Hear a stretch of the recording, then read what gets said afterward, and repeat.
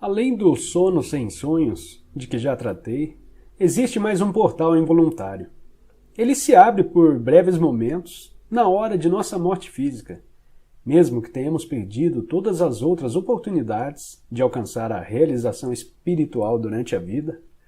Um último portal vai se abrir para nós imediatamente após o nosso corpo ter morrido.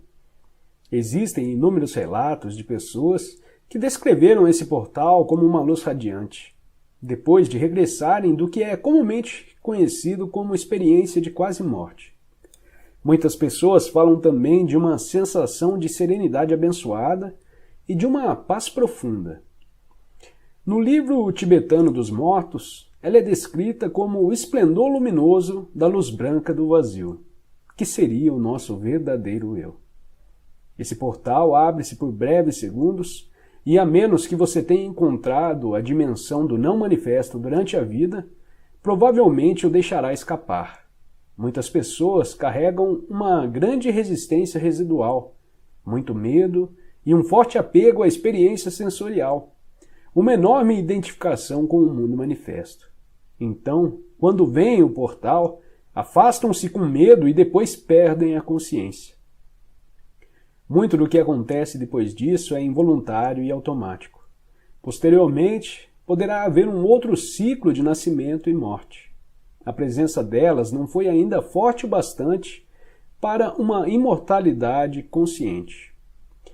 Como em todos os outros portais, a nossa natureza radiante e verdadeira permanece, mas não a personalidade. Em qualquer caso, aquilo que for verdadeiro ou de real valor em nossa personalidade é que vai se revelar através dela, como a nossa verdadeira natureza. Isso nunca se perde. Nada que seja de valor, nada que seja real, jamais será perdido. A aproximação da morte e a morte em si, a dissolução da forma física, é sempre uma grande oportunidade para uma realização espiritual. Essa oportunidade é tragicamente perdida na maioria das vezes, visto que vivemos em uma cultura que é quase totalmente ignorante com relação à morte, assim como ignora quase totalmente qualquer coisa que realmente importe. Todo portal é um portal da morte do falso eu. Quando o atravessamos, deixamos de extrair a nossa identidade da nossa forma psicológica, construída pela mente. Percebemos então que a morte é uma ilusão, do mesmo modo que a nossa identificação com a forma era uma ilusão. O fim da ilusão é isso que a morte significa. Ela só é dolorosa enquanto permanecemos presos à ilusão. Alguns meses atrás, após conhecer Eckhart Tolle e estudar seus livros, eu acordei. E subitamente eu percebi, subitamente eu compreendi como o pensamento era simplesmente uma coisa ilusória.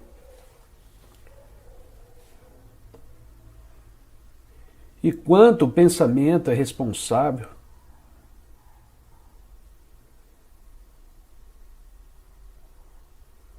se não por toda, mas pelo menos pela maioria do sofrimento que experimentamos. Então eu de repente senti como se estivesse olhando para esses pensamentos sobre outra perspectiva e considerei: quem é esse que está ciente de que eu estou pensando? E de repente fui lançado nesse vasto e extraordinário sentimento de liberdade. De mim mesmo, de meus problemas. Vi que eu era maior do que fazia. Era maior que meu corpo, era tudo e todos.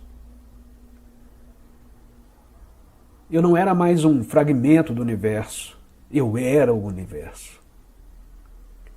E desde esse dia eu tenho tentado voltar para lá.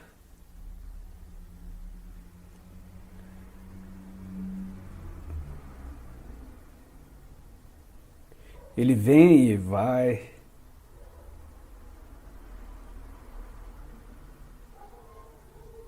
É como surfar. Às vezes a onda vem, às vezes vai, mas pelo menos eu sei que quero ir. E quero levar mais pessoas comigo que possa. Porque a sensação é maravilhosa.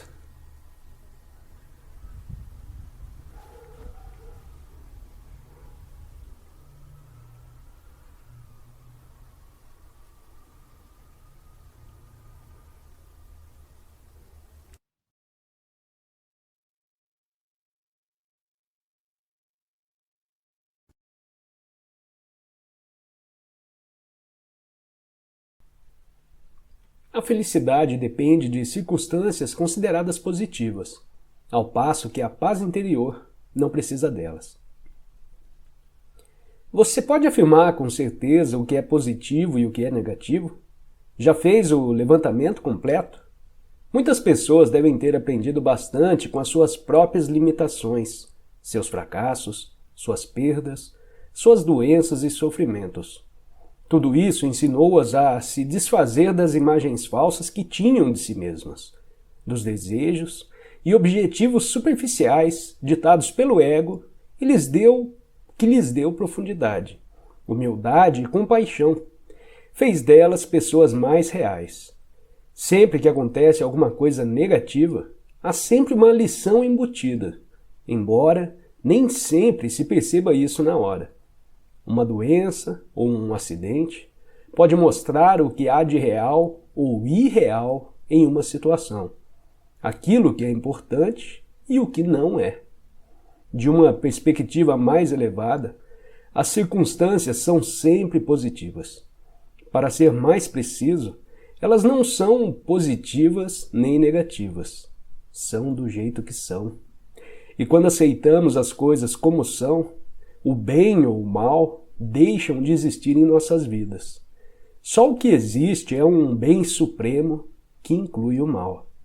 Mas, pela perspectiva da mente, existe o bem e o mal, o igual e o diferente, o amor e o ódio. É por isso que no livro do Gênesis está escrito que Adão e Eva não tiveram mais permissão para habitar o paraíso quando comeram da árvore do conhecimento do bem e do mal.